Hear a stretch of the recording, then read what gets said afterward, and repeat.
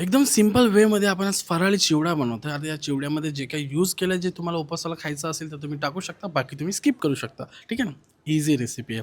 सुरुवातीला काय करायचं आपल्याला जो बटाटा आहे ना, त्याची साल काढून घ्यायची आणि साल काढून त्याला एकदम बारीक असे लच्छ्यामध्ये कट करायचे. म्हणजे एकदम छोटे-छोटे असतात नाही का?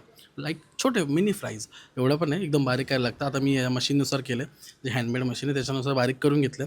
आता आपल्याला डायरेक्ट ह्यांना फ्राय करायचं तेलामध्ये डीप फ्राय आणि प्रॉपर असं फ्राय करायचं लो मीडियम फ्लेमवरती म्हणजे काय अर्धे ब्राऊन अर्धे असं कच्चं नको राहिलं आणि ते प्रॉपर असे फ्राय करून आपल्याला फडक्यावरती किंवा पेपरवरती ठेवायचे जेणेकरून त्याचं पूर्ण एक्सेस जो ऑइल आहे तो निघून जायला पाहिजे. आता हे फ्राय करून घ्यायचं. मग त्याच तेलामध्ये आपल्याला थोडे शेंगदाणे घ्यायचे.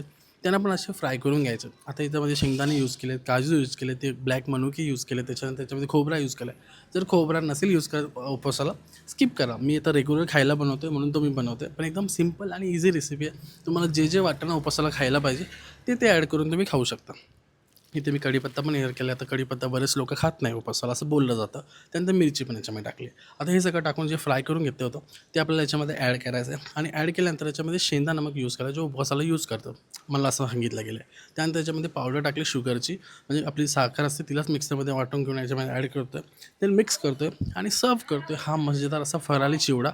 आता बघा ही सिंपल रेसिपी तुम्ही बघा, बनवा आणि मला कमेंट करून सांगा कसं झालं आणि इज्जत द्या. Thank you so much.